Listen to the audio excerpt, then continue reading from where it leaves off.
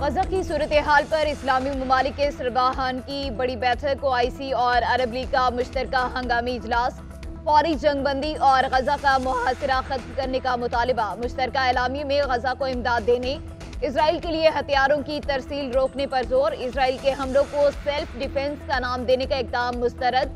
गजा पर Israeli forces के हमले और बर्बरियत जंगी जराइम करार। गजा में हमलों का जिम्मेदार इसराइल है, जंग को मुस्तरद करते हैं। गजा में फौजी ऑपरेशन बंद, मुकम्मल जंगबंदी की जाए। इलाके में इंसानी बुनियादों पर फौरी इमदाद की इजाजत दी जाए। सऊदी वली अहद मोहम्मद बिन सलमान का इफ्तिताही खिताब। सऊदी वली अहद का यरगमालियों की रिहाई पर भी जोर।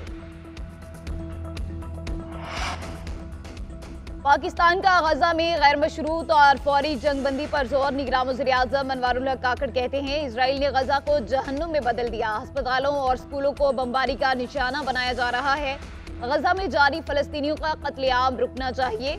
अलहदा फलस्तीनी रियासत का क़याम ही मसले का हल है। नाइंसाफी और मासूम जानों का ज़िया मज़ीद तनाज़ात को जन्म देगा।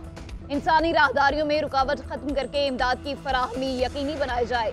निगरान वज़ीर आज़म अनवारुल हक काकड़ की सऊदी वली अहद मोहम्मद बिन सलमान से मुलाकात। गजा की सूरत हाल पर तबादला ख्याल। दोनों रहनुमाओं का गजा की नाकाबंदी फौरी खत्म करने पर जोर। वज़ीर आज़म का मसला फ़लस्तीन के हल के लिए पाकिस्तान की गैर मुतज़लज़ल हिमायत का यादा। गजा में आर्जी वक्फा कोई हल नहीं, मुकम्मल जंगबंदी की जाए। तुर्क सदर तैयब एर्दोगान कहते हैं, इजरायली बमबारी पर दुनिया की खामोशी शर्मनाक है। इसराइल ने जो कुछ किया उसकी कीमत चुकाना होगी। गजा के अस्पताल मासूम लाशों से भर गए। नाइंसाफी पर खामोश रहने वाले बराबर के मुजरिम हैं। जंगी जराइम पर इजरायली हुकाम को कटहरे मिलाया जाए। मस्जिद अक्सा हमारी रेड लाइन है। मशरिक़ बैतुल मक़दस फ़लस्तीनी रियासत का दारुल हुकूमत होना नागुज़ीर है। फ़लस्तीन का मसला हल किए बगैर इसराइल से ताल्लुकात नहीं रख सकते। फ़लस्तीनी रियासत मुस्लिम उम्मा का फ़ख्र, गजा वाले आलमे इस्लाम के हीरो करार। ईरानी सदर इब्राहिम रईसी कहते हैं, गजा में आलमी क़वानीन की खिलाफ वर्जी हो रही है। अमरीका ने इसराइली मुजालिम के लिए राह हमवार की। गजा दुनिया की बड़ी जेल बना हुआ है। खित्ते की तारीख में ये फैसला कुन वक्त है। हमें गजा के मसले का हल तलाश करना चाहिए। गजा पर फ़लस्तीनियों का हक है। आखिर में फतह उन्हीं की होगी। फ़लस्तीन को बचाने के लिए उम्मत मुसलमा को इकट्ठे होना होगा। सेहोनी जारियत का शिकार। गजा में मजीद 3 अस्पताल बंद। गजा के 35 में से 21 अस्पताल मुकम्मल तौर पर गैर फाल। 72 में से 51 तिब्बी मराकज़ भी बंद हो चुके। अल-शिफा अस्पताल पर 5 मरतबा बमबारी की गई।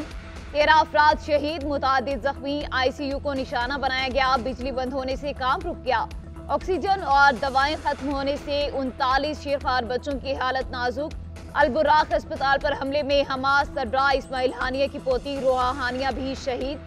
बमबारी से गजा में शोहदा की तादाद 11,000 से तजावुज़ कर गई।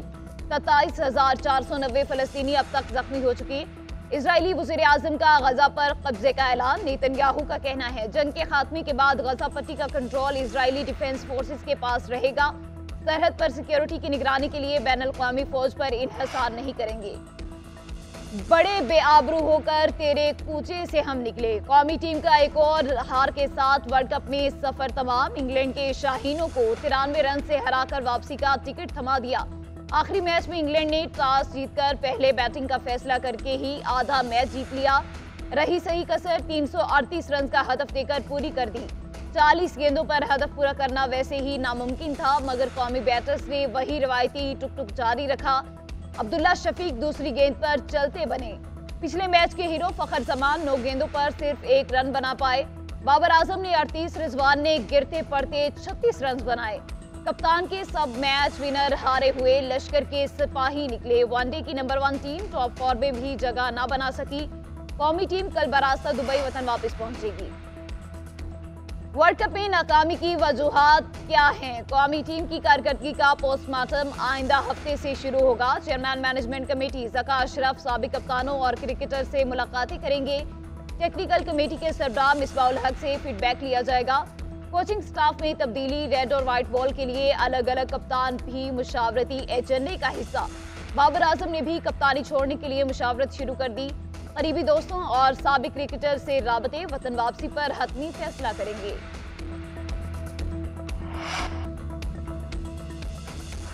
का मिशन, नून लीग के राब्ते तेज, लीगी वफद की कराची में पीर पुगारा से मुलाकात, सियासी सूरत हाल और मुमकिना इत्तेहाद पर मुशावरत। वफ्द में ख्वाजा साद रफीक, अयाज सादिक और दीगर शरीक। वफ्द की JUI फेस सिंध के सेक्रेटरी जनरल राशिद सोमरू से भी मुलाकात। ख्वाजा साद रफीक कहते हैं नून लीग सिंध में किसी के खिलाफ इत्तेहाद नहीं कर रही, इंतखाबात करीब हैं, सियासी मुलाकातें और सीट एडजस्टमेंट कर रहे हैं। अयाज सादिक बोले, बिलावल के बयानात से PP उम्मीदवारों का मोराल डाउन हो रहा है। वज़ीर आज़म लाहौर से नहीं तो फिर जाती उम्रा से बन जाएगा।